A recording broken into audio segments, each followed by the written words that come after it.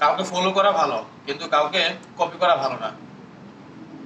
Follow করে যদি আপনি কিছু একটা করতেছেন তাহলে সফলতা আসবে, কিন্তু যদি আপনি হুবহু কপি করেন তাহলে চায়না বাইটের মতো ফেসে যাবেন।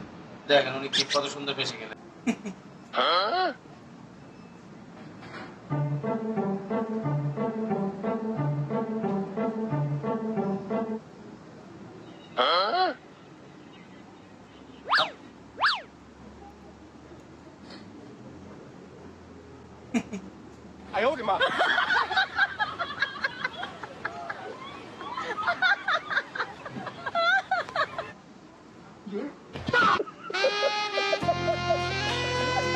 কি দরকার ছিল আমার?